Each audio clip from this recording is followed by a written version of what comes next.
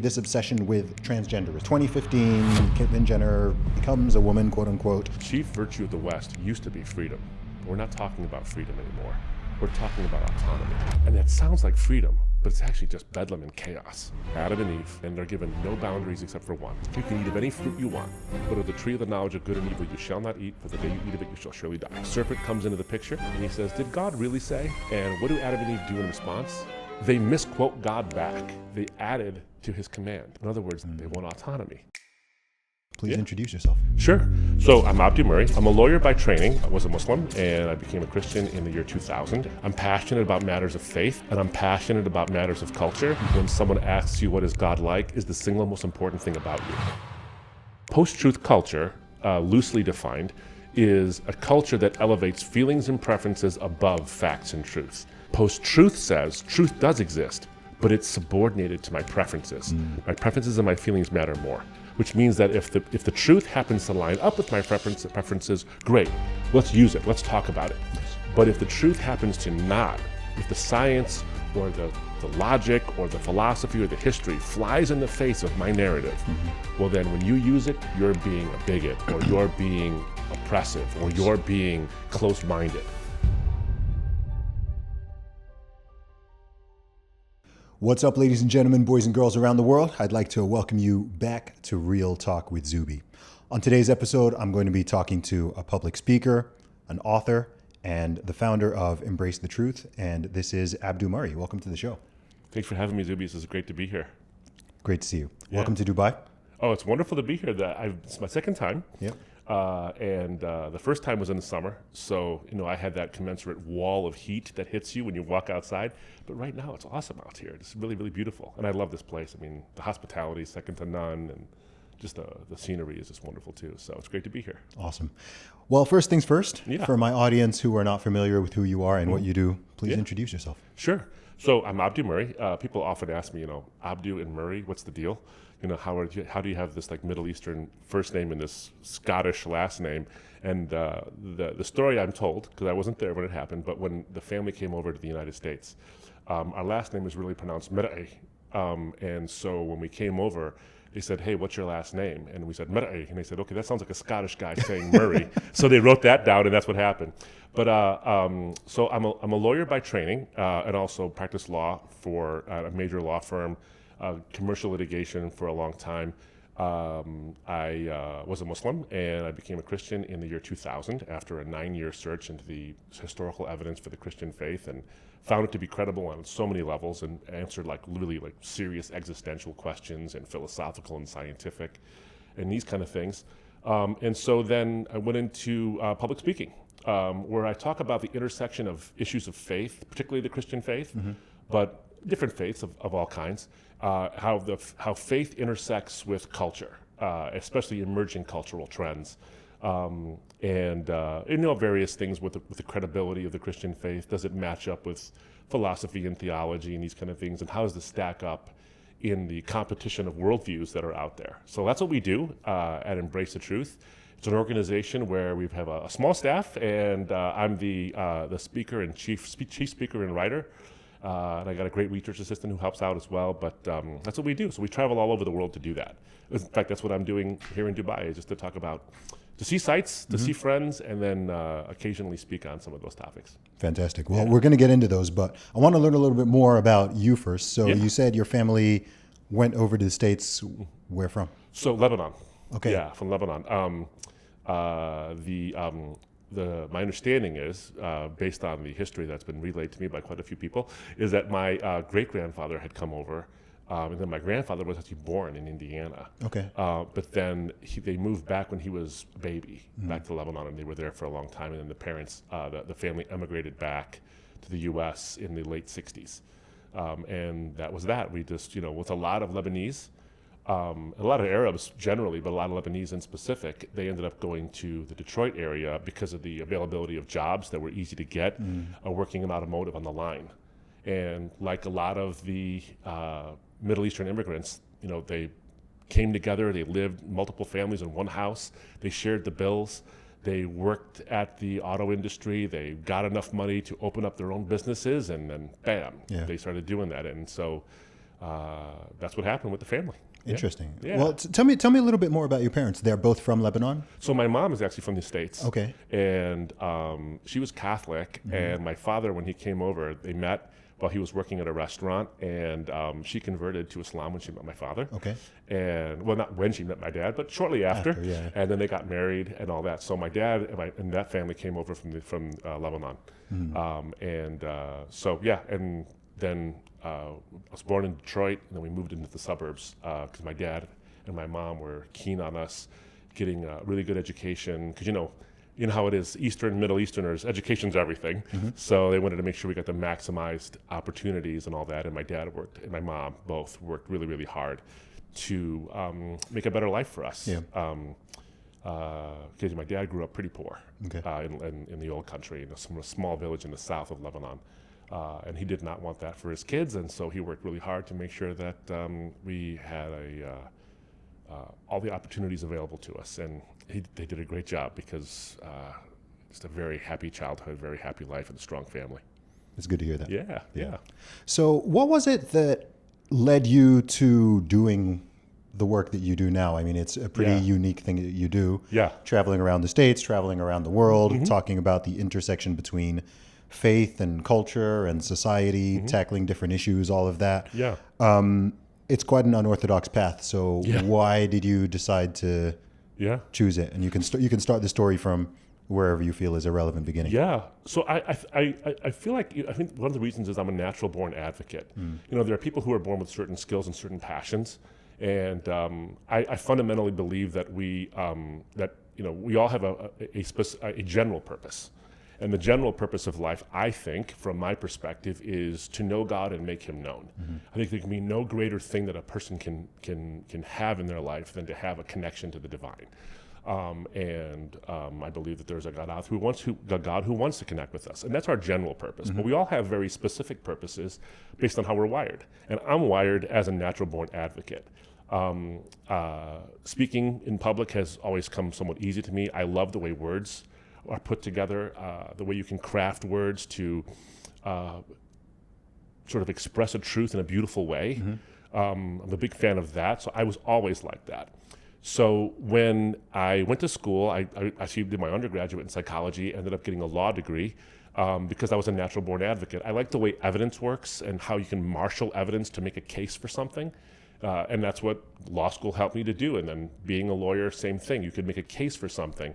But I always was driven by big questions. Like, what are the big issues? I like fighting about the details. And when I say fighting, I don't mean like getting involved in quarrels.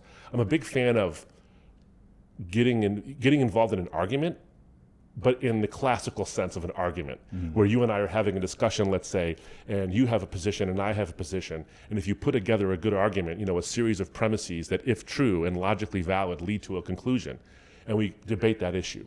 I like doing that. Quarrels, I'm not such a fan of. I mean, I don't mind conflict, but I like to avoid it if possible. I like to get into the issues as opposed to attacking each other, which I think is sorely needed today. We're super into quarrels and not so much into argumentation. But because I like to talk about big picture issues, ultimate destiny. Where are we all going societally, in this world, but also where are we going beyond this? Is there something immaterial about life and about purpose that drives us to have meaning and purpose in our lives? So those questions always stalked me. I mean, even as a kid, me and my friends would sit around and we'd talk about sports, girls, movies, and all that stuff like any kid would do. But at some point, they always became eternal questions, big ticket questions. So those always interested me. So you took my advocacy as a lawyer and my desire to talk about big issues, and you put those together, and you have what I do now, which is talk about those things. And because I'm passionate about matters of faith, and I'm passionate about matters of culture, what better place to step in as an advocate than in the places where culture and faith collide? And sometimes they merge and sometimes they collide. And I like to talk about both aspects, not just the collision. I think a lot of people are big on, faith and culture. The culture is always against faith and the faith is always against culture. That's true sometimes, but sometimes it's not. Sometimes culture informs the way we understand our faith and we can express our faith. And other times, I think the solidity of objective truths that I think matters of faith, particularly in my view, the Christian faith, can offer answers to culture, can help the collision be not so jarring. And we can actually speak to the mind and the heart. And I would say one last thing on this is a big part of this for me is I've always been a fan of not just giving propositional truths, but giving propositional truths in relevant ways, in ways that touch a person's mind and heart, just like that was for me. I mean, talk about that 9-year journey about coming from a non-Christian worldview to a Christian worldview. And one of the chief reasons is because not only did I find it propositionally true, historically and all these kind of things, but I found it existentially true. It answered the biggest questions of my heart and my mind. And so because that's how I was sort of reached to find this sense of purpose and meaning, I have a desperate desire to want other people to sort of experience the same thing I experienced and am currently experiencing as well. So your organization is called Embrace the Truth. Yeah. And I've noticed in our conversation already, you've used the word truth many times. Yes. How do you know what is true and what is not? Well, that's a great question. I think that, when you look at so you have the classical ways this stuff, but also there's a personal ways. I think, someone once defined truth as that which, even when you ignore it, still exists. It is the kind of thing where your truth claims, and everyone makes truth claims. Even the statement that there is no such thing as objective truth is a statement about objective truth, because if that statement isn't true, then there are objective truths. And if you make the statement and you want to say that statement, there's no objective truths, is true, well, then that statement has to be objectively true. Yeah. So there's no getting around it. And how I think it is, one, is that there has to be empirical adequacy. Does what you say conform to reality as you know it? And can you find enough good reasons to believe something as true? So if I were to make a claim, for example, whether it's a mathematical claim or a scientific claim, Newton's laws of motion and gravity and all these kind of things, and do they bear out? Can you verify them mathematically and scientifically? And there's a lot of things you can do that with. Other things are historical truths. You can look through the documents and the evidence such as it is, whether it's archaeological or documentary and eyewitness testimony, and you can say, here's a truth claim. Let's say Jesus, existed and walked around, first century Judea and did and said certain things that the Bible records. Is that actually accurate? And then you can go and look at the actual historical evidence, the archaeological evidence, the documentary evidence, and see that, yeah, this is what happened. And we have a high likelihood of probability or high probability that that's actually accurate. So that's the empirical adequacy is what I'm talking about there is that you make a claim and does it conform to the evidence that's available. But the second thing is it has to be logically coherent. Because there's certain things that aren't that aren't scientifically or historically falsifiable or verifiable. They're more propositional, like a philosophical claim or a theological claim. And the question is, can you theologically and philosophically address that? Can you shore it up with a good argumentation? Here's an example I'd give. Okay. The proposition that God exists. There's multiple arguments for the idea that a supreme being actually exists. One of my favorites is by a philosopher. He has a version of it called the cosmological argument from contingency. Now that's a lot of fancy words to basically mean that you can prove God's existence from the existence of everything else. So Gottfried Wilhelm Leibniz said, you look at the world and you see there's only two categories of things, generally speaking. You have contingent things that exist because something else previous to them existed. So this microphone only exists because the material that makes it up existed, engineers designed it, and manufacturers put it together. In other words, it doesn't explain its own existence. Sure. And even those manufacturers, they all have a contingency because they are explained by their parents. The universe itself, whether you believe in the standard cosmological argument of the Big Bang, where everything was from a point of singularity, exploded into the universe, or you believe it's eternal, which is not really the standard view. It could have been different. The universe could be smaller. The number of atoms could be less. It's contingent. It needs something else to explain it. So where God comes in is you have everything which is contingent. It all needs to be explained by something prior to itself. But you can't have an infinite regress of causes. I can't say that, I'm caused by my parents, and my parents are caused by their parents, and their parents are caused by their parents. And you can't have that go back infinitely. You can't. In fact, we have a Muslim scholar, a Muslim philosopher to thank for this idea. He's called Al-Ghazali. Al-Ghazali posited the idea that you can't have an infinite regress of events. And here's why. Because you and I are sitting here now. So now exists. We know that. And this is one moment in a number of successive moments. But you can't have an infinite regress back. Because if you had an infinite regress back, you could never start counting. Because there's an infinity in the past. And if there's an infinity in the past, there's no moment zero to start up from. But here we are. So you should be able to count up to now, which means you have to have a moment zero. Yes. So time has to begin. So the thing that creates all the contingent beings in the world and time has to be timeless and necessary. In other words, it can't not exist. You have to have a starting point somewhere, a thing that explains its own existence. Well, that's God. What else could it possibly be? It can't be abstract principles because they don't do anything. Like, justice and time and love and all these things. They don't exist in and of themselves, and they can't do anything anyway, even if they did. But a being can. And so, if I want to prove that God exists, and I claim that to be true, I can show it philosophically by this one argument, and there's many others we can give. Obviously, there's way more though you can talk about, but that's one of my favorites. Yes. Because it's kind of hard to refute it, because you need to have a starting point. You just do. And the most natural explanation for a starting point is God. Yeah. So that's how you know things are true. They're empirically adequate, they're logically coherent, and also logically consistent, and there's a number of ways. But it does take the work to go and find out if it's actually true. Yeah. Yeah. What is the FYI? Anyone who follows me already knows I believe in God and I share your faith.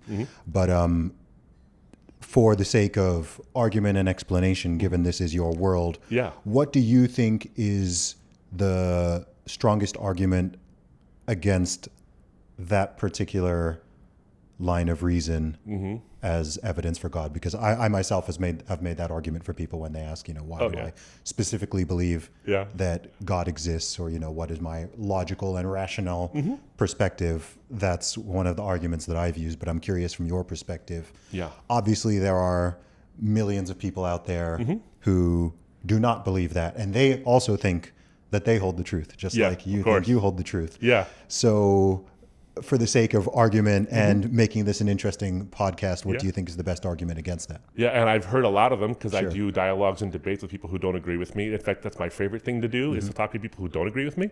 And when it comes to Leibniz's contingency argument, people have either said you can have a infinite regress. Okay. And what they've argued is that, when you look at the state of math, for example, so you and I are sitting about 4 feet apart. If we were to cross the distance halfway, now it's 2 feet, and then 1 foot, and then half a foot, and then 3 inches, and then 1.5 inches, and you can keep going and going and going and get it smaller and smaller and smaller, and you can never actually get to zero, even though you and I might touch, and our atoms will come into whatever close proximity they can possibly come into, but they'll never actually get to zero because you can keep having the number. And so they'll say that's an infinite regress of distance. So you can have an infinite regress of distance. Why not an infinite regress of time? Okay. That's been the response. Now, I think that my response to that is that what you're talking about are mathematical fictions. Now, I want to use the word fiction very carefully here because I don't mean a falsehood. What I mean is a mathematical fiction that allows us to actually do math. Yes. So it's real math, it's not fictional math, but it doesn't mean that there's no way to bridge a distance. We can bridge the distance. Even at a subatomic level, there is a point in which you can't get closer based on the forces within the subatomic particles. Yeah. But that argument relies on a fiction. I'm talking about actual regresses of time. So that's one argument in response. The other argument in response is that, yes, there's a necessary cause, but it doesn't have to be God. Yeah. It could be an impersonal force, kind of like Hindus believe with the Brahman. The Brahman is this impersonal force that is the source of all life, that once we realize our connection to it, we stop reincarnating, we become one with it. Sort of like Star Wars. I mean, I don't want to like demean it, but that's kind of where George Lucas got the whole idea. Sure. So that is a response as well. Or that it could be, the singularity itself when the universe was in a state of sort of infinite density and then popped into existence because the conditions were right for it. That could be the cause. Sounds like a miracle to me, but okay. Exactly. So, and that's a good friend of mine once put it this way. He's like, Christians believe in and Muslims, by the way, as well, but Christians believe in a virgin birth of Jesus, that he came, he was born of a virgin. And a lot of our atheist friends will say, that's just simply unbelievable. Yeah. It's like, but you believe that there was nothing, and then suddenly there was everything. Yeah. So you believe in a virgin birth too. In fact, I would posit that yours is a little harder to believe than mine, because if you have a God who exists outside of nature, he can definitely manipulate the nature he created. But if you have no God at all, and then there's nothing, there are no things, well, no things do nothing. How can they create everything? So you believe, you have a little more faith than I do, and that kind of a thing. So yeah, I think that there is something that would be miraculous in a universe that pops into existence from a state of nothing. Yeah. In my conversations with all sorts of people, I think something that I would say perhaps trips up or impedes a lot of people with a more secular worldview is the concept of God, I guess, like as a character. So I'm sure you've heard the terms, whether it's sky daddy or, man in the sky, or even believers and non-believers alike oftentimes use this type of language. Obviously, there are paintings depicting God, and, it's a man in the sky with a long beard, and, he's reaching out there and so on. And I think that idea people use to kind of straw man theism in general. Yeah. Right? They like to have this idea of, you believe in a man in the sky with, its long beard and so on. Sure, some people might have that conception of God in their head. Other people have, it's almost like just an invisible thing. There's no, I think different people, even within the same faith, I think each individual has a different concept in their brain when they think of God, what God is, who God is, what God may look like or not. Is God male? Is God, right? Yeah. And people get hung up on like these weird, kind of on very weird things. What does he? Shortage of things what does he look like? What color is he? Is he male or is he female? Right. It's kind of like, I don't know. I have maybe my own concept, but when you think of the concept of God, and what do you envision or imagine in that sense? Do you think of God more as a character? According to the Christian worldview, we're made in his image. So I think we tend to view that as like, okay, we're some type of reflection of him. So we kind of project that onto God. Like, just how do you perceive or conceive God when you say or when you hear that word? Yeah. So this question is so incredibly important. One of my favorite authors, A.W. Tozer, in one of his books, I'm trying to remember the title of which one. I read a bunch of his books, but I can't remember which one he said this in. But this is what he said. What you think of God when someone asks you what is God like is the single most important thing about you. Okay. And I find that to be a fascinating statement. So in answer to that, I sort of walk in making sure that this most important question about who I am as a person in my ability to understand how I got here in the first place is carefully put.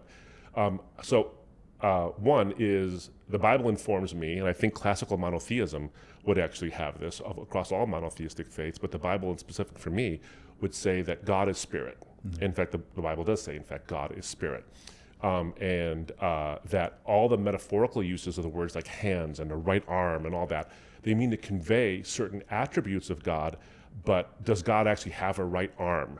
Does he have a finger with which he writes the Ten Commandments? these are all metaphorical uses of an understanding of God doing something in actual history, but they're metaphorical uses.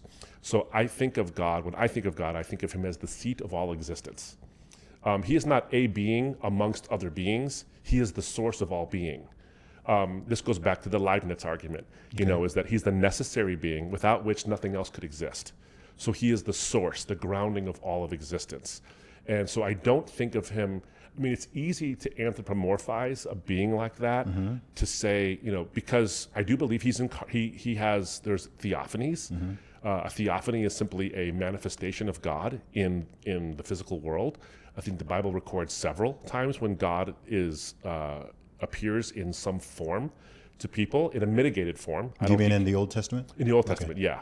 Whether it's the three who come to Abraham at the trees of Mamre, which I think symbolizes the Trinity, actually. Or it's the way in which even God shows his back, now not his actual back, but to Moses, because Moses says, show me your glory. And God says, look, you can't look at me and live. And this is where I think it gets to this point about what God is like.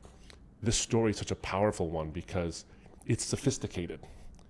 I want to unpack that in a second here, because Moses is operating in a paradigm where you have conceptions of these pagan deities, whether it's Ra or Isis or Osiris or whatever, the Egyptian gods, the pantheon happened to be at the time that was dominant in the most dominant empire in the region. All of those gods were contingent. They all have origin stories. They were all born in some way. So they're conceptually inadequate already.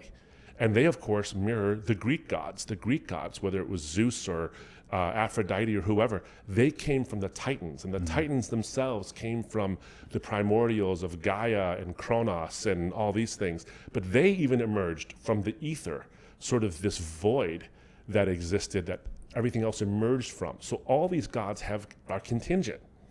They all have this limitation on them. They're not truly transcendent. And Moses says, show me your glory. And there's a hierarchy. Exactly. Yeah. Moses says, show me your glory. And God's like, I can only show you a metaphorical version of my glory, which is my back. So I'm going to shelter you from seeing all of me because you can't see me and live. And I think what is being conveyed there is the magnificence of the seat of all of existence cannot possibly be held by a limited human mind, and that mind not lose itself. It's sort of like, we're sitting here in proximity to the tallest building in the world. Yes. It's a man-made structure, and there's a sense when you stand at the bottom of it, there's a sense of this awe, and awe is simply being impressed to the point of being a little bit scared, and it's hard to take it in by scale when you're sitting at this. You're like, this is enormous. And if you go to the top of it, which I have not yet been, maybe they'll change that sometime soon, but there's a sense of awe about that. Now take that and multiply it almost infinitely. And that's what I think of as God. This infinite being that mitigates our ability. He mitigates himself in a way where we can encounter him, but if he showed himself to us fully, would be dazzling to the point where we couldn't take it. Yes. We would literally die of almost madness, as it were. However, I also think of this God. So that's one thing I should say, is that to me responds to sort of an atheistic straw manning argument, is God is the sky daddy. It's like, that is a reductionistic view. It does not take classical monotheism seriously, and it certainly doesn't take biblical Christian theism seriously at all, because it doesn't attack what we really think of as God. Sure. That's one. And one other thing, this is sort of, if you don't mind my going on about this, there's something about the biblical language that I find amazing. So when Moses, again, going back to Moses, in Exodus 3, when he encounters God at the burning bush,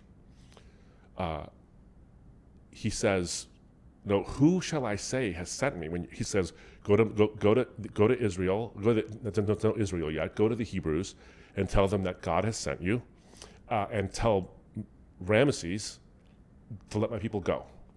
And Moses says, "When I go to them, who am I going to say sent me?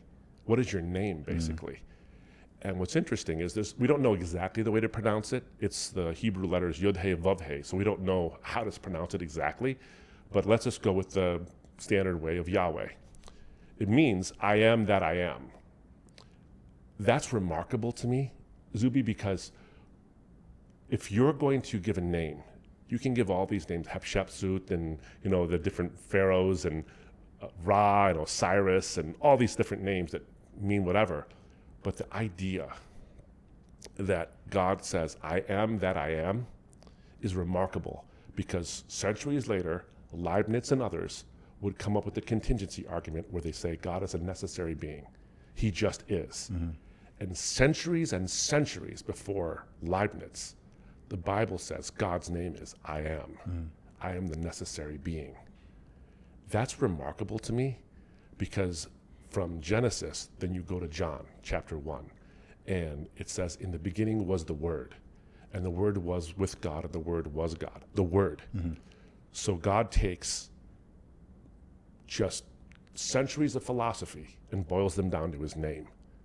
And it's the God of the Word who can use such an economy of words to describe what philosophers take centuries to figure out in just his name. Mm-hmm. I find that remarkable. I find that amazing. So from Genesis all the way to John, from Exodus all the way to John, we see this, I think, this beautiful tapestry of weaving of what the Bible describes of as God. So that's a long way to answer your question, but I think it's such a critical question. Yeah. Yeah. Okay, that's very interesting. How do you conceptualize or square that along with your belief and understanding of Jesus Christ? Yeah, and I think that's a great question, because obviously when we think of, God doesn't have a body, yes, but then there's this person walking around who claims to be God, or that Christians say is God, and he's certainly got a body. Sure. It's physical. How I square that is, one, I look at the character of this God who is the seat of all of existence, who condescends to reveal himself in any way to us. There's already a condescension when the God of the universe, who doesn't have to create us, creates us. There's already he condescends already. He doesn't have to do it, but he does it. And in a way that I think is selfless. And I think Christian theism actually makes sense of this. So Jesus Christ is the incarnation of God. When you take a look at the word carne, which means meat, or flesh, he is the enfleshment, incarnation of God. What the second person of the Trinity does, so there's God the Father, God the Son, God the Holy Spirit, all one God in three persons. We can get into that if you'd like to. The second person of the Trinity, God the Son, willfully doesn't divest himself of his divinity, but takes on godhood. He takes on humanity. He takes on flesh, and he walks among us. So he is 100% of what it takes to be God, and he is 100% of what it takes to be human. And he's walking around with both of those natures, a human and a divine nature in one person. Now, to understand that, in my view, you have to make a distinction between the word person and the word nature. Okay. This is an important part for me to understand, because when we say person, we think of an insular human being. You're a separate human being than I am. So you're a person and I'm a person. But when I'm using this word person, when it comes to like the Trinity and the incarnation of God in Jesus, think of it as a center of consciousness. So if I were to say, what is this microphone? Okay, this is an electronic device. You can say a lot of things about it. What is its nature? Its fundamental nature is it's a non-living thing. Before it's any of those other things, it's a non-living thing. But I have a nature as well. And it's different than the microphone, but I have a nature. So the microphone has a nature, I have a nature. And my nature is living thing. I'm allowed other things, but my fundamental nature is living thing. So the what that I am is living thing. The what that this is non-living thing. But you can't talk about the microphone in terms of its personhood. It has no personhood. But I do. So I have one additional quality, at least one, than the microphone does, which is personhood. So I have one what and one who. And my what and my who, my who-ness, as it were, is not the same thing as my what. So I have a nature and a person. So these two things are distinct categories. So when we say that Jesus has two natures, he is one person with two whats. He's one who with two whats. He has a divine nature and a human nature, but they share the same person, the same center of consciousness in the person who is Jesus.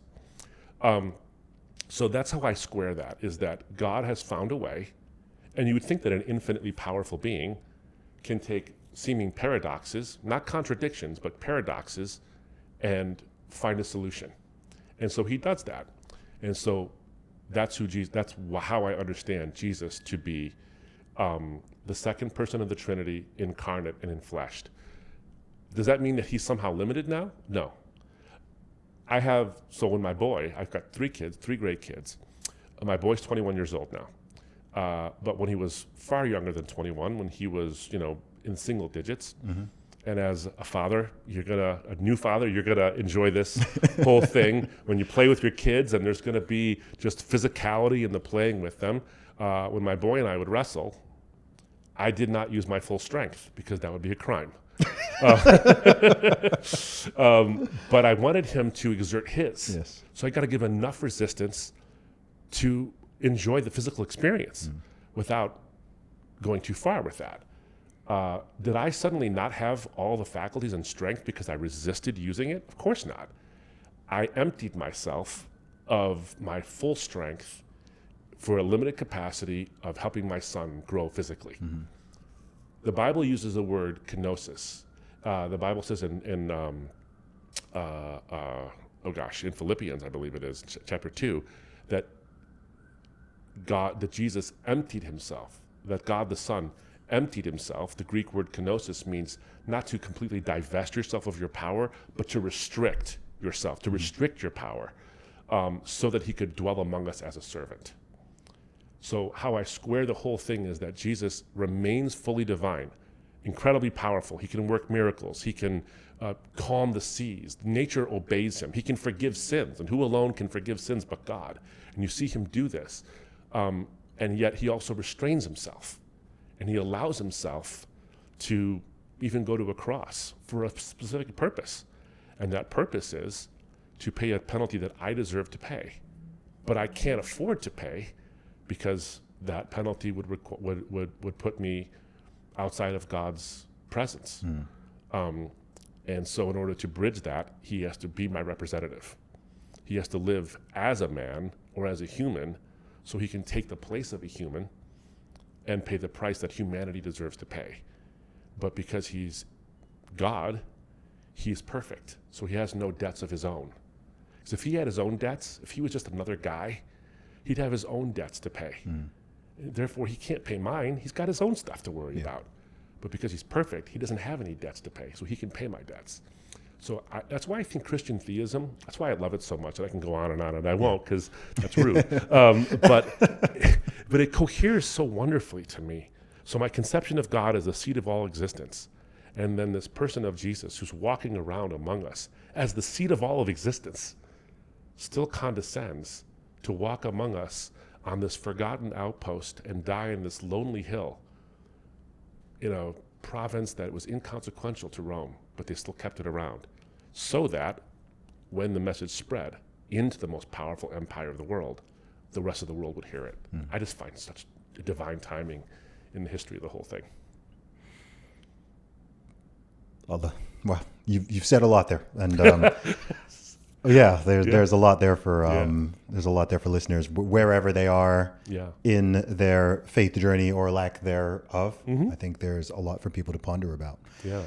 Something I wanted to ask you, shifting gears a little bit, but obviously relevant to everything you were saying, is being where we are now. Obviously, I mean, literally as we record this, we're in the Middle East.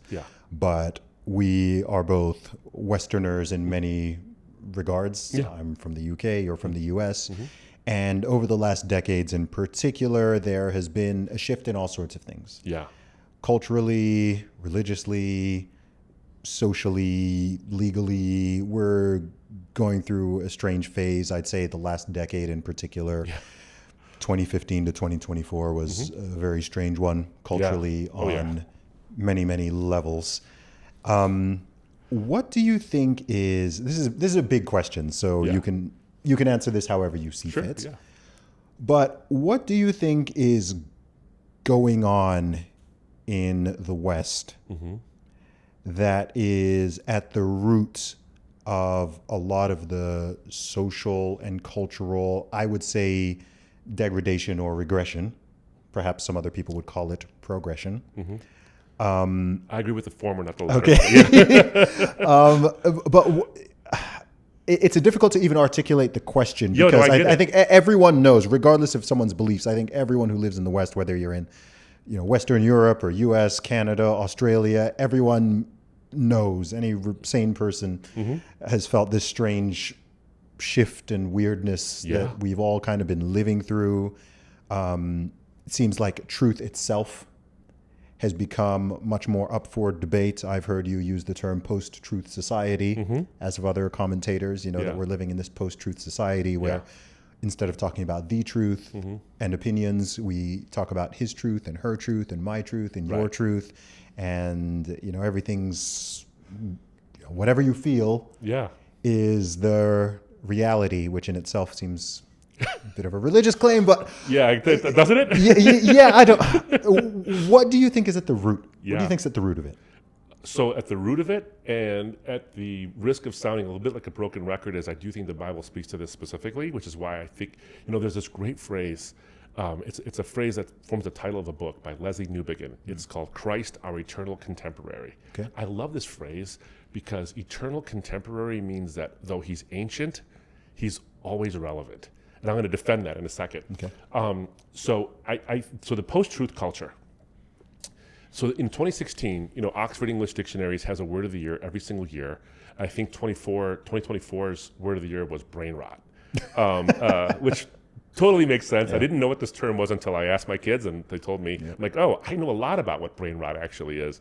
It's a whole genre. It's a whole thing, exactly. And apparently Gen Alpha is taken to this thing like crazy, and they're exploring it with abandon, it seems. But in 2016, the word of the year was post-truth. Okay. And of course, that was the year of the Hillary Clinton, Donald Trump election thing going on, and things like alternative facts were being bandied about as well, and all that kind of stuff.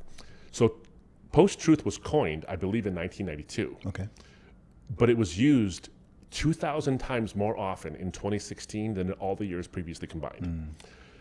So a post-truth culture, loosely defined, is a culture that elevates feelings and preferences above facts and truth. Now, this is really important to understand what it's saying. It's not saying that truth doesn't exist. The postmodernists would say that truth is all perspective. The postmodernists were trying, and this is super ironic, the postmodernists, whether it was Michel Foucault and Diderot and all these guys, they were trying to say, look, the reason why we have conflict is because this set of people thinks they have a lock on truth, whether it's economic truth or political truth or religious truth, and they're trying to foist it on these set of people. And that creates conflict because they say we have the truth. And so that creates conflict of all kinds. If we get rid of the concept of truth and we just say everything's a perspective, everything's a conversation, well, then people won't stop fighting and they'll just talk. But of course, saying there's no such thing as objective truth runs into the problem we mentioned at the very top of the conversation, where truth has to exist because that statement itself has to be true. So postmodernism, I believe, is actually dead. I think it died its death. But what rose up from the ashes of postmodernism's death was this post-truth phoenix. So post-truth is different. Postmodernism says there's no such thing as truth. Post-truth says truth does exist, but it's subordinated to my preferences. My preferences and my feelings matter more, which means that if the truth happens to line up with my preferences, great, let's use it, let's talk about it. Yes. But if the truth happens to not, if the science or the logic or the philosophy or the history flies in the face of my narrative, well then when you use it, you're being a bigot or you're being oppressive or you're being close-minded. And so we lob these terms at people. I think at the root of it, the reason why we're post-truth now, where we elevate feelings and preferences over facts and truth, is because we have misunderstood a term, a very important term that Western society is built off of. And my friend Os Guinness has put it this way: you can tell the health of a culture by how it expresses its chief virtue. Okay. And the chief virtue of the West used to be freedom. And we keep using this word, freedom, freedom, freedom. but we're not talking about freedom anymore. We're talking about autonomy. And we think those two words are the same, and they're not. Autonomy comes from two Greek root words. The first word is autos, which means self. And the second word is nomos, which means law. So when you're autonomous, you're not free. You are a law unto yourself. You are bounded by nothing. And that sounds like freedom, but it's actually just bedlam and chaos. Because if I am autonomous, if I'm a law unto myself, and feelings and preferences matter more than facts and truth, then that means that my feelings and my preferences matter more than the truth. So what happens is, when I'm the godlike sovereign of my own skull-sized world, but you're also the godlike sovereign of your own skull-sized world, and your feelings and preferences matter more than the facts and the truth, and my feelings and preferences matter more than the facts and the truth, what happens when your preferences and my preferences don't match? We get a collision. And I'm the God of my own skull-sized world, and thou shalt have no other gods before me. And so are you.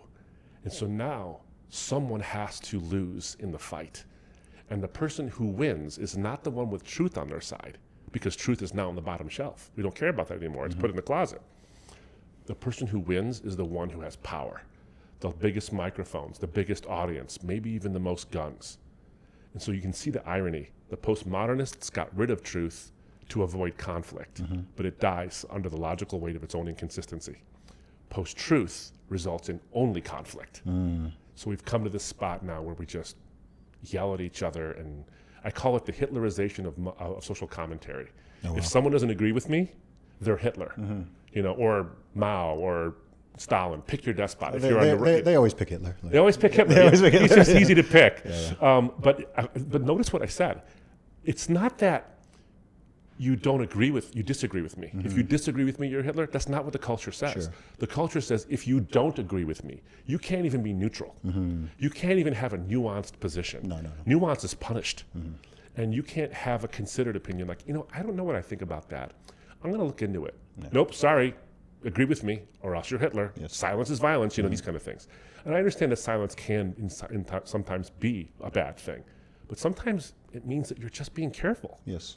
And being careful is punished, and that's too bad. So I think that desire for autonomy is at the root of what happened between 2015 and 2024, maybe even bleeding into 2025, sure. And maybe even for some years to come. And this goes back to what I was saying about the Bible predicting it. So we want autonomy. When you look at the Garden of Eden story, it's a story about autonomy. Yes. So you have this story. Adam and Eve are put into this beautiful setting, and they're given no boundaries except for one. You can do whatever you want. You can work the land. You can just do whatever you want, and they have communion directly with God. So their purpose, their truth is, or not their truth, the truth is they were supposed to be in communion with God. Genesis 3 says that God walks and talks with them in the cool of the day. And they only have one boundary. You can eat of any fruit you want, but of the tree of the knowledge of good and evil you shall not eat, for the day you eat of it you shall surely die. And they live with that rule. We don't know how long they live with that rule. It never bothered them. The serpent comes into the picture, and he says, did God really say? And then he misquotes God. Yes. And what do Adam and Eve do in response? They misquote God back. They say, oh no, God didn't say don't eat it. God said don't even touch it. Well, he never said that. They added to his command. In other words, they want to be the sovereign of the sovereign. They want autonomy. And that's when the serpent knows, I've got him now. And he says, God knows that you won't die. Yeah. He knows that you'll be like him. And the Bible specifically says, once they hear that they can be like God, that's when the fruit of the knowledge of the good and evil becomes desirous. Not before, right then. They wanted to be autonomous. So the seeds of the post-truth culture were planted in the very first garden. So the first post-truth people were the first people. Yes. We just now have a way to express it through social media and globalization and interconnectivity. So I think that's at the root of this whole sort of bizarre decade we've gone through. Wow, you said so many interesting things there, and it ties together so many thoughts that I've had sort of floating around in my head for the past few years. Because something I notice, again, particularly in the West, And these are really big conversations that, again, regardless of people's religious beliefs, where they are on the political spectrum and so on, most people, almost everyone agrees that there is a rise in polarization and confrontation and people not understanding each other very well. Yeah. Most people feel less free to speak. They feel more suppressed and more censored, more self-censoring than they did in previous decades. And also everyone, and then, so those are the things on the collective level, but then also on the individual level, what else is a huge conversation? Mental health. Yeah. What's going on with the rise of depression, the rise of anxiety? Why are so many people on SSRIs and antidepressants? Why is the leading cause of death in many demographics, self-deletion, to use a YouTube-friendly term? Yeah. What is, what is going on here? And everyone wants to point to the simple things. Social media. It's social media. It's smartphones. Yeah. It's this, it's that, male loneliness epidemic and so on. We hear all these terms: crashing in fertility rate, dropping marriage rates, all of these things. Yeah. It's the economy. It's the economy and it's the tech. Those are the two kind of safe ones to go to that everyone wants to go through, because I think people are perhaps afraid of talking on a deeper, more spiritual level. It seems very obvious to me, given my own worldview, that there is a lot of spiritual warfare going on. And to even understand these problems, you can't just look at, sure, tech is a factor, of course. Staring at screens all day is not good for you. Right. Of course, there are economic factors, high inflation, rising in house prices, all these things. But I think at the core, these are not the sort of fundamental thing that is causing this collective and individual suicide that seems to be going on. I mean, at best, a lot of nations are stagnant. At worst, a lot of people feel like big cities in particular across the West, that things are getting worse. They're not getting better. Yeah. Whether or not that is real, people have that feeling, people have that sense. Oh, yeah. And I think a lot of it is downstream of this post-truth idea.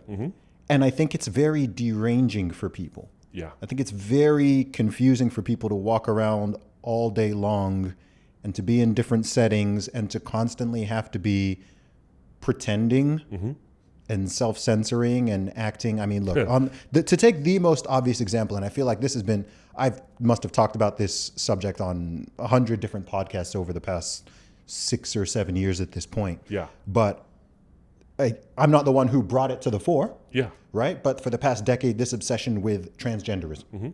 Yeah. Okay? 2015, Caitlyn Jenner becomes a woman, quote unquote, and becomes Woman of the Year and da-da-da. Yeah. The weirdest thing I found in that moment in 2015, I remember, is just like no one asking any questions.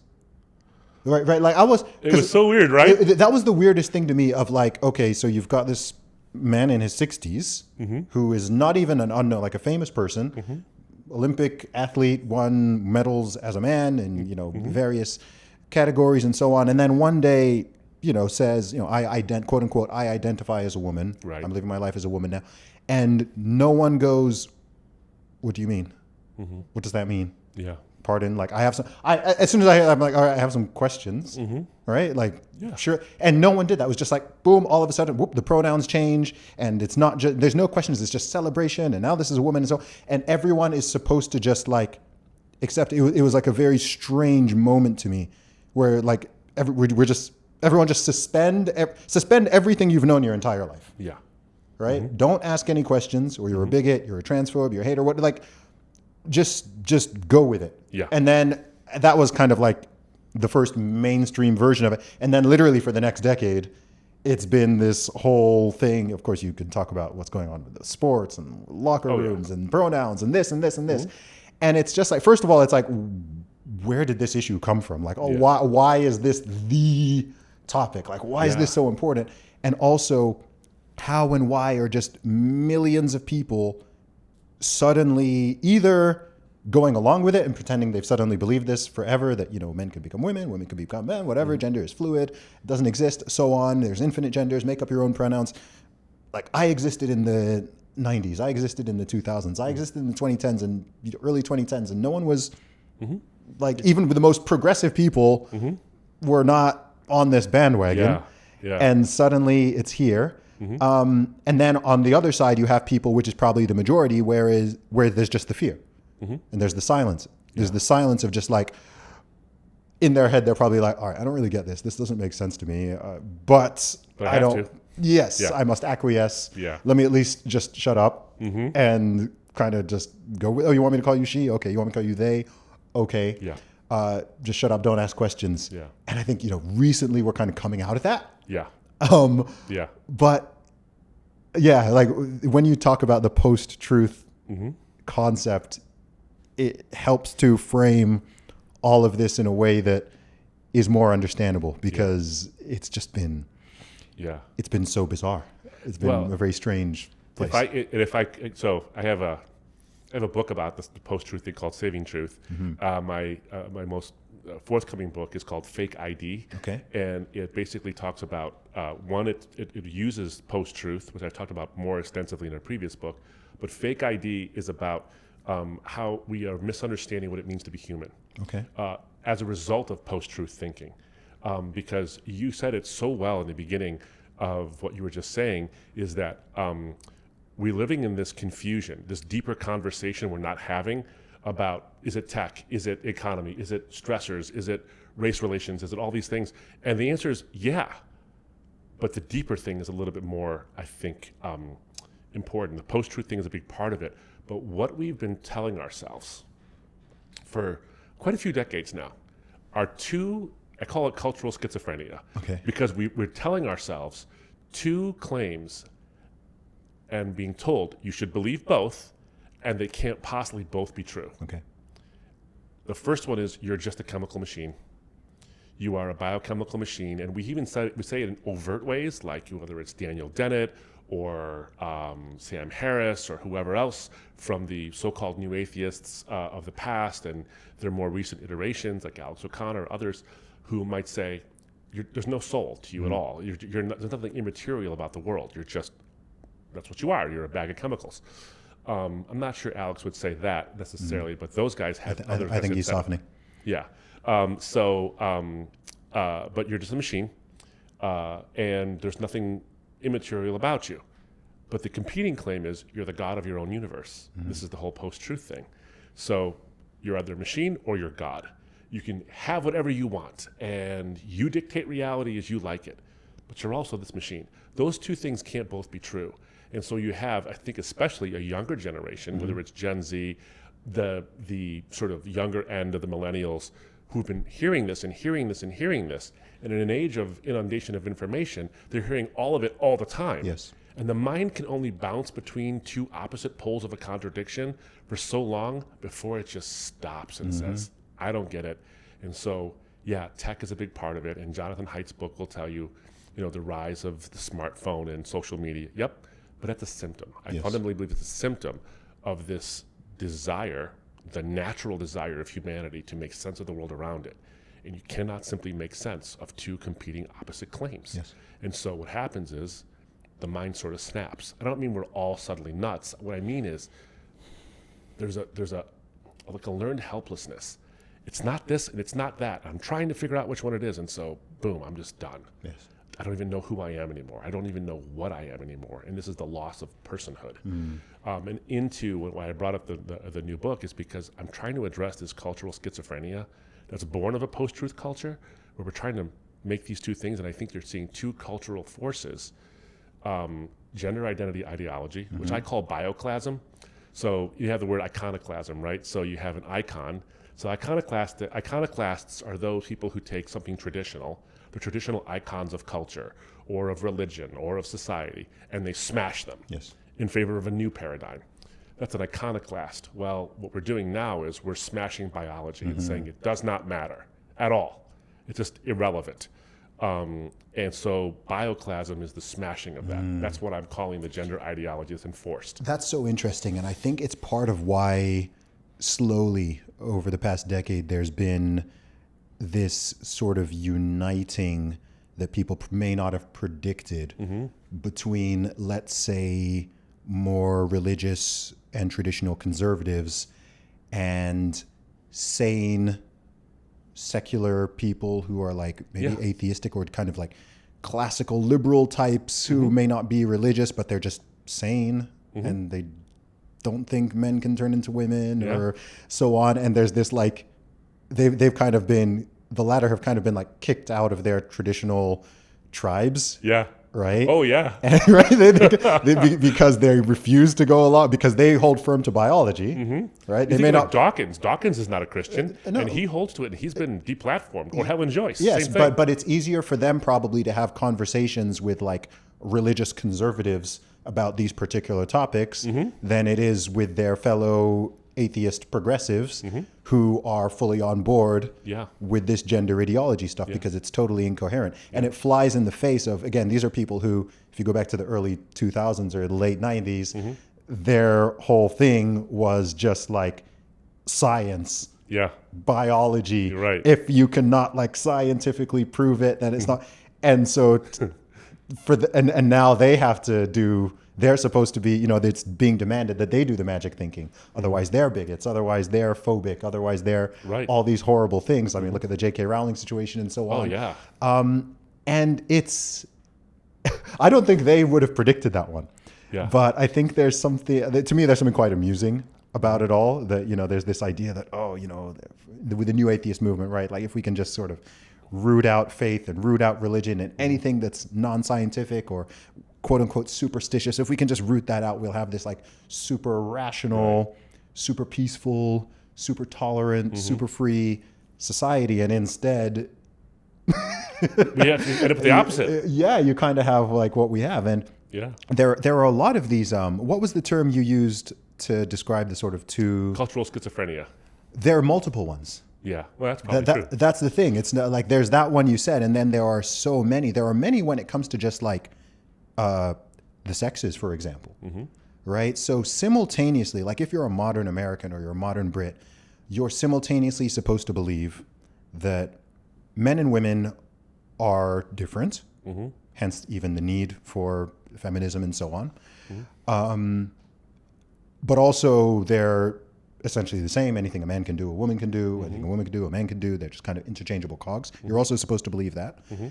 And you're also supposed to mean that believe that gender is just a social construct. And that if a man says that he's a woman or a woman says that she's a man, then they actually are. And you're meant to believe all three. Yeah. You're meant to believe that if you're a young man, you're supposed to maintain some degree of chivalry and traditional acting like a man and treating women like women and so on, but you're also supposed to be super progressive and egalitarian to the point of like, you know, I don't know, you go on a first date, who even is supposed to pay, right? If it's the egalitarian feminist view, it's like, well, why should the man pay? But also from the male and the female perspective, there's still this traditional expectation of, well, he's the man, he's supposed to pay, right? Someone will be pushing all this, and then you'll have a woman, I don't know, the woman will be on the train, on the New York Underground or the London Underground, and, you know, she's mad that no man will give up his seat for her. But it's like, well, in my worldview, perhaps he should. But in your own worldview, the egalitarian and feminist mindset, it's like, well, why should he? I thought men and women are, you know, equal. Like I thought they're the same. So there's this constant like schizophrenia, as you said. It's such a great term where like collectively and individually, you're supposed to like hold on to all of these different things, and depending on what's expedient at the time and what's depending on the current moment, you're meant to kind of switch between worldviews. Constantly. And I just think it reminds me of this confuses people. This game my kids introduced me to. They got introduced to this card game called Mao. It's based on Mao Zedong. And of course, Mao was famous for changing the rules all the time. And you never knew what the rules were until you violated one by, but you didn't even know it. So the rule goes like, the game goes like this. You're dealt cards, I'm dealt cards. And the whole goal of the group is to get rid of your cards. And so at the end, the person with the less cards gets the less points and they win. Sort of like golf. The lower the score, the better you did. And the dealer knows the rules. No one else knows the rules. And so if you violate a rule, you get a card. You don't know what you did. But one of the rules, this unspoken rule, is that you can't speak. unless you say specific things, but you don't know what to say. So if you get a card because you violated the rule, you're like, why did I get a card? You can't ask why you got a card, so you get another card. Okay. But you're not told you can't ask for the card. Yes. You can't ask for why you got the rule. So then you ask again, wait, I don't understand. So you got to figure it out. So the more you don't know, the more you get penalized. Yeah. But then later on, the dealer can change the rules. And it's a very frustrating game. It's fun in one sense, but it's kind of fun in a nervous sense. You're like, this is a little too close to society right now. So that's kind of part of it. And I think society is like that as well. And after a while, you just throw up your hands. You're like, I'm not playing anymore. And I think that results in on a card game, it's fun. Yes. In life, it's debilitating. Yes. It's sort of this learned helplessness where, a rat won't know how to get through a maze and press which button because it keeps changing the rules, and the rat will literally starve to death because it won't get the food because it doesn't know the rules anymore. And so it just sits and does nothing. So the cultural schizophrenia that I focus on is this one between, are you a machine or are you the god of your own universe? And that's the broadest term, but everything you said, I think, is another form kind of of downstream that same of thing. it. Yeah. So the gender thing, I think, tries to solve it. So the bioclasm, I think, tries to solve it. What it says is, you are a god because you can determine what's real. And your body is just either irrelevant or it's like a Mr. Potato Head. You can change it as you like because you are the god of your own universe. And if anyone who doesn't affirm that is now sort of violating the sanctity of your divinity. So that's the effort to resolve this tension. You are a machine in terms of your body, but your spirit is this thing that can dominate the rest of the world, and you can change your biology as you see fit. So that's I think that one of the reasons why we're so fascinated with this gender question is because it gives in to, one, it solves a contradiction we've been trying to solve. It doesn't actually solve it, it just pretends to solve it. And we're seeing all the science now about the crazy damage that's being done by this. As if we needed scientific studies for that. I know, but exactly. But now we do have them, whether it's the Cass report or it's the United States NIH report, which was withheld for years because, and I quote, I didn't want the data to be weaponized.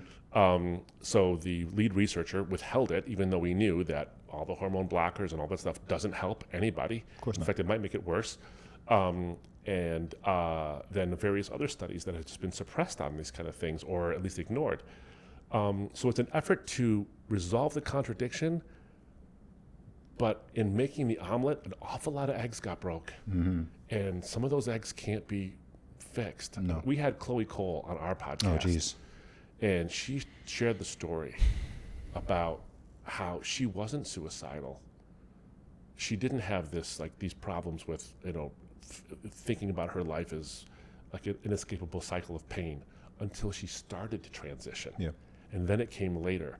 I quote in the book Andrea Chu, who is a male who went through the whole surgery and had the vaginoplasty and everything. Oh, boy. And in an article published in the New York Times of all places, Andrea Chu says, the headline is, "My new vagina won't make me happy," and then goes through at length how the body thinks it's a wound and is constantly trying to heal it. Yep. There's various surgical things that have to be done over the course of Andrea Chu's life to keep this thing in the condition that it's in, constant hormones. And Chu says, I was never suicidal until after I started this whole thing. Yeah. But then goes ahead and defends the decision as if it was the right one. Of course. And to me... It wouldn't have been published in the New York Times otherwise. Exactly. But here's the part that gets me on this, is that if I were to look at someone with genuine gender dysphoria, and I think genuine dysphoria is a real thing, do I think that's what's going on in the culture? No. I think there are very few people with genuine gender dysphoria. But what we want to do, if I'm going to be charitable to anybody on either side of this question, one person says, I want to help these people. And so they think the way to help them is to change the body. I would say, I want to help them too, but it's to change the mind, to conform to the body. And so I think this one is destructive. And then I think this bioclastic sort of agenda takes advantage of these people's sincerity and then blows it up into this, be your own God. And so I don't think that's genuine. I don't think that's genuine concern. No. But if we have concern for these folks, what we want them to do is have their mind and their body match. And it's far more obvious to me that changing the body with all this resistance to the change is just evidence of the destructive nature of trying to change the body. Changing the mind so there's harmony, and you might not get perfect congruence in your whole life. You might not. But look, I don't have perfect congruence in my own life in many, many ways. I don't have the body I would like. I know it's a much more minor thing, but or maybe I got to work on myself mentally in many ways. As a Christian, I believe I'm a sinner. And, the Apostle Paul says that which I want to do, I don't do, but that which I don't want to do, I end up doing. Who will save me from this wretched body of death? Once again, the Bible predicted that we would have, for lack of a better term, a dysphoria, but it's a spiritual dysphoria. So every human being is going through this. And I think that the way to fix this is a spiritual fix, not a medical fix. Yes.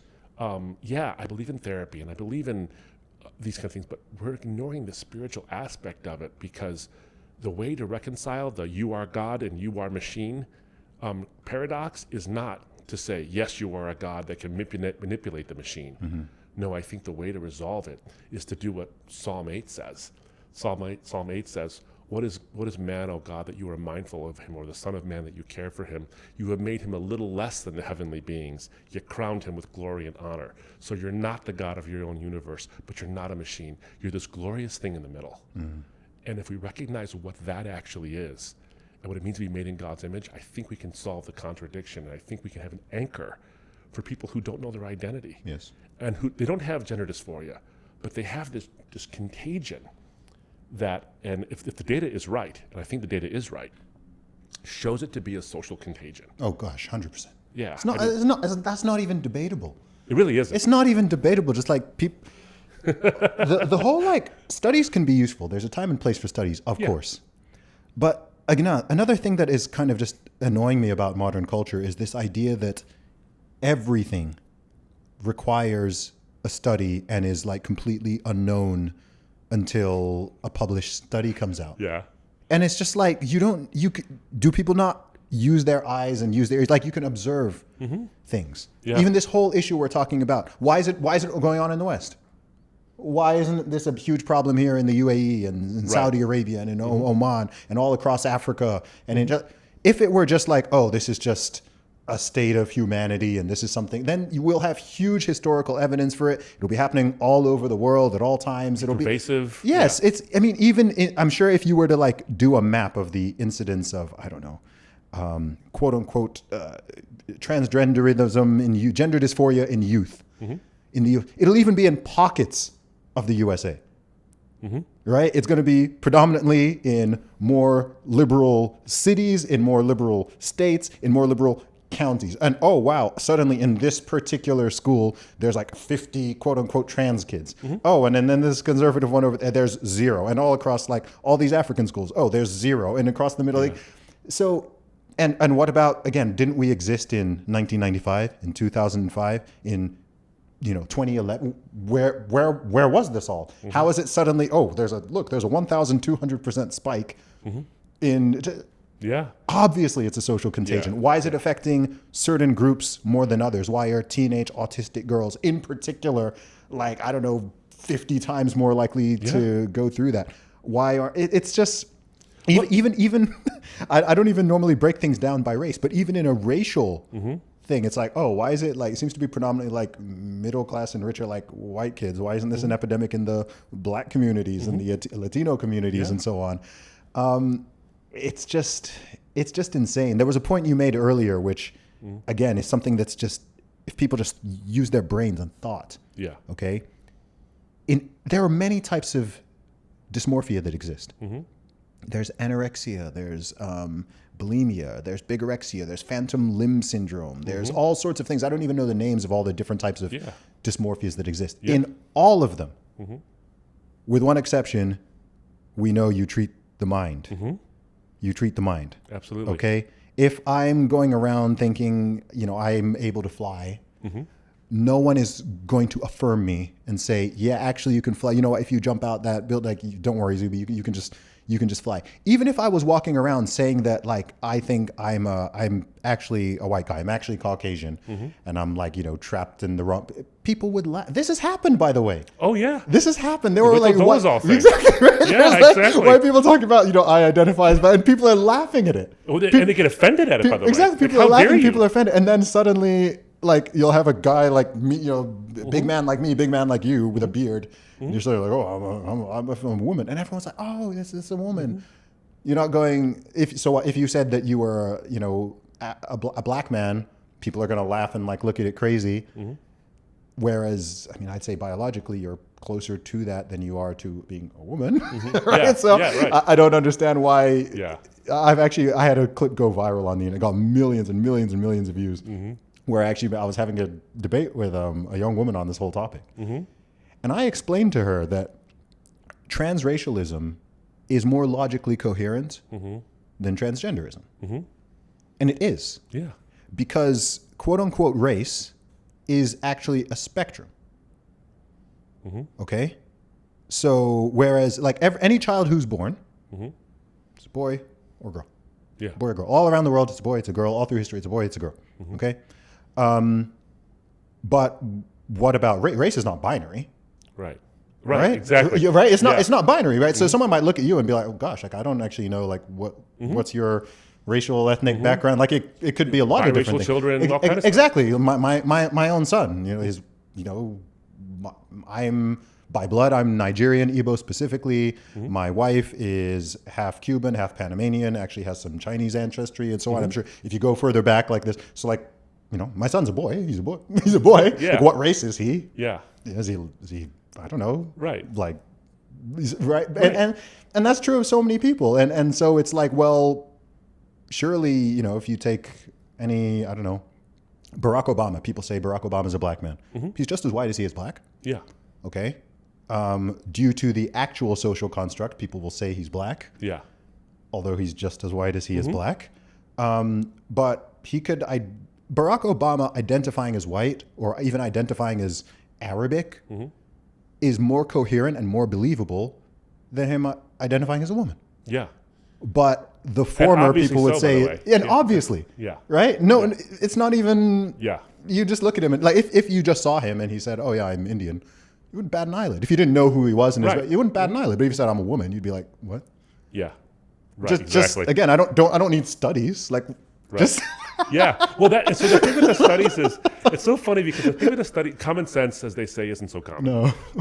The thing with the studies, and why I sort of cite them ad infinitum in the book is because we've heard this phrase, follow the science. Yes. Right?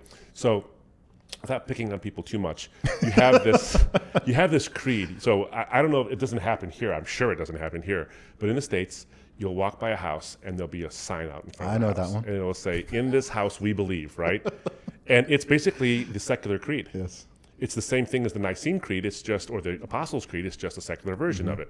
Love we is believe love. that love is love, and this and this and this and that, and science is real. Because what they're referring to is climate change. Of course. But okay, let's go with it. You believe science is real. So when the studies show that this kind of treatment is terrible for children, are you going to say the science is real? Or are you going to say, oh, it's biased and suppressed and should be ignored? Lisa Littman comes out with a study on rapid onset gender dysphoria. And it is panned by so many people, even though the science is valid, even though methodology was great, it was peer reviewed. Nope. Retract that from the journal, have it republished with some other kind of, findings or whatever it is. I thought science was real. I thought we were cool with that. I thought that was part of your creed, for heaven's sake. Because that is quintessentially post-truth. Feelings and preferences matter more than facts and truth because we want to be autonomous. And so the reason why I think it's not, I shouldn't say it's not so obvious, because it is in one sense, but the reason why the obviousness doesn't change anybody's mind is because autonomy matters more, is that it was obvious to Adam and Eve, don't eat this. The supreme being told you bad things will happen. I want to be with you, but you elevated your preference to be me. You're supposed to be with me, not be me. We're just inherently like this. This is a human problem. And I think, when it starts to bleed over into actually hurting people, now we have to say something and stand up for this kind of thing and stand up against the reality collapse. Yes. And I think that's a part of the cultural moment we're in right now, is not just as a post-truth, but post-truth is now matured into this reality collapsing thing where we are almost okay with the fakery. I think about 1984, and I realize it's overused, but when O'Brien is torturing Winston and saying, what is 2 + 2? And Winston says 4, and then he tortures him until he says 5. O'Brien says, Winston basically says, it can't be anything but 4. And he says, no, sometimes it's 3, sometimes it's 5, O'Brien says. And he says, why are you torturing me, essentially? He says, because, Winston, it's not easy to become sane. And so the party says, you're only sane if you do what we say. And I feel like the bioclasm that I'm worried about is collapsing reality so that you can become sane. Now, here's the good news. I have hope. I'm actually an optimist despite my cultural criticisms. Yeah. When you see the recent polling that's come out, you see that there was this huge spike in identification with a gender other than when you were born with, right? And then recently, in 2025, a huge plummet, No longer by gender. half. Yep. If it were a natural condition of the human condition, you wouldn't have that data. No. You just wouldn't. It very much shows you a social contagion that's born of this cultural schizophrenia and an effort to solve the contradiction by affirming your divinity. Yes. And it goes back to the Bible predicted this. This is my argument. My argument is, if a book has divine origin, then it should predict with startling accuracy the human condition well before the science catches up. The Bible predicts the human condition with wild accuracy well before the science caught up. Therefore, the Bible is of human origin. Yeah. And this is one example. Of human origin? Sorry, of divine origin. Okay. Thanks for the correction. Therefore, it's of divine origin. Yeah, human influence. God used human beings to write it. But it says some things that we're now catching up to in so many fields. But this one in particular, I think, is why I think the solution really is a spiritual solution in going to this ancient document. That's why I think you do have young men, especially, but Bible sales in the West, this is cool, are way up in 2025. And young men finally going to church, and they weren't going to, we had a problem with men going to church. They just weren't going. Yep. Women were going. Now, they tend to be leaving, but the men are going back. I think it's because they see that it's not easy to become sane, but torturing ourselves socially is not the way to do it. Maybe finding a transcendent root in who we are is the way to become sane again. Yeah. So that's one example of it. And I think the reality collapse also bleeds into the technological. But again, I don't think the technological is the problem. I think the human condition is the problem. And our obsession with technology and our misuse of technology, our over-reliance on it with AI and everything else is a symptom of that same thing. So that's another branch of a conversation, obviously, but I do think that we're in the middle of this reality collapse where while we're on the downswing of the gender issue, and I still think writing about it was worthwhile, we're on the upswing of the attempt using technology to resolve the schizophrenia, because the gender thing didn't work. So now we have to rely on something else, and that thing is artificial intelligence. And without blathering on a little bit longer on this one, but I think it's important, is so you have this contradiction, you're a god and you're a machine. Artificial intelligence, or what I call AI mania. It's not AI that I have a problem with. I actually like AI. You had the founder of Siri, Adam Chaya, on your show a little while ago, and talked about some of the wonders that AI is allowing us to do, like the protein folding thing he talked about. I'm like, oh my goodness, it does that? That's amazing. Like, I know a lot about AI, but there's some, what I don't know could fill a room. Sure. But I'm commenting on the cultural impact of the whole thing. So when you write a book about AI, you run a very serious risk that by the time it goes to publisher, it's out of date. Yeah. Now, that's why I wrote a cultural impact book, not a technical impact book. But what I've noticed is with the artificial intelligence issue, when I'm calling AI mania, is not that AI is bad. It's that human beings tend toward certain behaviors that AI can augment and sort of ruin in some ways as a tool. It can benefit us greatly, and I use it all the time. Yeah. But I do worry about us. I don't think the problem is the silicon of AI. I think the problem is the soul of the humans using it. So to me, the schizophrenia is you're a god or you're a machine, and then we invent this seemingly godlike machine that says you can be a machine and still be God. It can know everything, and it can do all these things. And of course, the transhumanists like Kurzweil and Rothblatt and Elise Bohan and all these folks are talking about one day we'll achieve the singularity. We'll have, artificial intelligence that will achieve and then surpass human level of intelligence. And then we'll merge with it in some, I'm not sure how they propose that our immaterial consciousness merge with material hardware. Brain chip. Yeah, but even then, if it's a brain chip, they're talking about immortality. Yeah. Rothblatt, for example, Martin Rothblatt talks about achieving an immortality through download. And Kurzweil talks about this. In fact, here's how I know the AI mania that is transhumanism is trying to solve the contradiction. Yes. Ray Kurzweil was asked in a documentary called Transcendent Man. He was asked the question, is there a God? He says, if you ask me if there's a God, I would say, not yet. Oh, gosh. That's quite a statement. Yeah, man. To tie a lot of these things together, something that I've concluded in my hundreds, if not thousands of conversations and just connecting with so many people online and offline is, I think something that's going on a lot in the modern world is this constant search for solutions to problems that aren't actually problems. Because sometimes I just see people running in some direction and trying to do this and trying to do that and invent this and this. And I often come back to just like, what's the problem you're trying to solve? Like, what's the actual problem?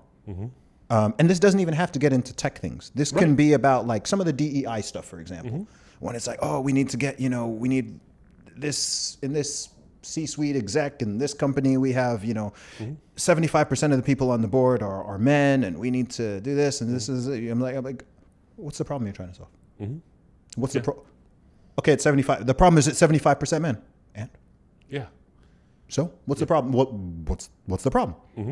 Like, is it a company? What is the problem? Are those the best people? Is it that those people suck? Is the problem that, your profits are tanking? Like, no, but it has to be 50. Why? Like, imagine in sport. I know you used to play basketball. You've played also. Imagine if like you expect every sports team to perfectly represent the ratios of gender and race and ethnicity and social class of the society. Nobody would expect that. Right. That would be insane. Like the NBA, NFL, I think are like over 70% black. And you'd be upset about it, actually. Black men make up what, 6% of the U.S. population. Right. And if someone was like, oh, we need to get, the NBA should be like only 6% black and I don't know, 55% white and like 12, but people would be like, what do you even? Yeah. Even the most like liberal progressive person would be like, what? Like that's no. all of a sudden they're super meritocratic, right? Right. And it happens in just all of these different things. You're running in this direction, some of these things with AI, and we're making this and we're making this, and we want to have AI companions and we want to make this. I'm like, what's the problem you are trying to solve? Because as far as I'm concerned with technology, and I love technology does great things. Yeah. Right. I can see why we are. I know why this mic exists. I know why this was invented. I know why cameras were invented. I know why all of these are very useful tools, but people are pushing for certain things, and it's like, what's the issue you're trying to fix? Like, because as far as I'm concerned with some of these applications, all you're doing is creating new problems. Sure, sometimes a solution's always going to come with trade-offs. Yeah. Right. So I know why the smartphone was invented. I know why social media was invented, and there's upsides and there's downsides, and we can have conversations about what they are, but they do solve problems. For sure. But then with some of these other things, I'm just like, this thing's not a problem to begin with. You're going to create a huge problem here, but you're not solving anything, right? Artificial wombs. Yeah. Oh, we need to make artificial. Why? Are women suddenly no longer able Right. to conceive and carry and give birth to children? If so, I can see, okay, we need some Yeah. artificial womb intervention to keep the human species going. Right. But no, you just want to do this because you can't. Oh, we want to make human pig hybrid. For why? Yeah. Why? Yeah. Why are you trying to? You see what I mean? It's like yeah. I can see many ways that this goes horribly, horribly wrong. Yeah. But even if it goes right, what problem did you solve? Like, Yeah. what are we doing here? And we could articulate like various, like, okay, let's say the artificial womb thing. Someone wants to say, again, to play sort of not devil's advocate, but to make sure we steel man the argument we're responding to. Someone could say, well, women shouldn't be beholden to pregnancy so that they can pursue careers and all that stuff. So we're solving the problem of women having to take maternity leave and all this stuff. It's like, well, that's biology. I mean, that's the way this works, but we can solve that other ways, you know, that kind of thing. Also, for what percentage of the population are you solving? And that's the 7% of women who don't want that. Exactly. Yeah, exactly. Totally. You see what I mean? It's absolutely. Yeah, it's such a minority. I mean, that reminded me of that one comedian who talked about the hand dryer and the automatic sink in a public bathroom. Oh, yeah. It's like you put your hand in the water. It's like, was this really a problem? Are we unable to actually turn these things? And then the hand dryer comes out or the towel comes down because you can't pull. It's like, what is this? This is a solution to a problem no one has. No. And there are plenty of things like that. I'll tell you what's interesting is that, again, sort of like to talk about some details that come out after you start writing a book. So when I was writing the book, I was thinking about one of the problems that would result from AI mania is that we would over-rely on artificial intelligence. And so in our effort to achieve God status, we would actually start to cede our humanity to the algorithms. Tomas Chomarov-Premuzic talks about this in I, Human. I talk about this in the book. And then, you know, the book goes to the publisher. It's not published yet, but it went to the publisher. And then I see this study from MIT. You probably saw this, but the study shows there's two studies. One was just MIT at the Media Lab. Another one was Media Lab and OpenAI. And the study shows that human beings who use ChatGPT on a regular basis start to lose memory, start to lose creativity, and they have a hard time getting it back.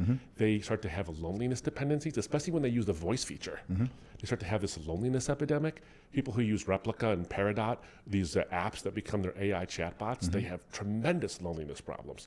So we realized something is that, you know, as a lawyer, when I was doing commercial litigation, I did a lot of business stuff.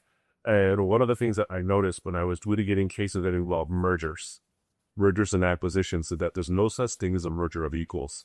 It just doesn't happen. Whenever two seemingly equal companies merge, one of them becomes dominant, and the dominant culture is the one that company becomes. It's almost an invariable law of business. And transhumanism is all about this idea that we can merge with technology and go from being machines to becoming godlike if we achieve this merger. Well, if this data from the MIT study that shows that when we over-rely on an LLM, for heaven's sake, not even like it's been implanted in our brains, but we rely on LLMs to write our essays for us and to do all the creative thinking for us and to create images of all this about us doing it, we lose cognitive ability, cognitive function. We go into what they call cognitive debt. All this happens. This is happening now. We're losing our sense of humanity. Can you imagine if we merge with technology and it does everything for us? We're going to see our humanity just thing 100% because human beings are path of least resistance creatures.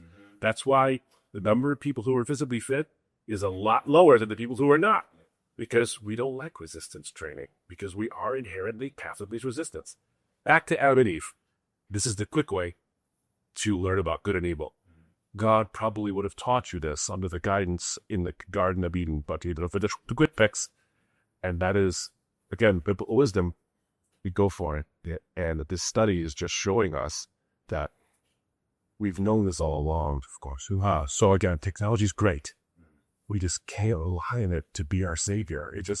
We have no silicon savior. We really don't. And again, studies for things that are obvious to anyone during censure. Yeah. Because how well do we remember phone numbers now? Yeah.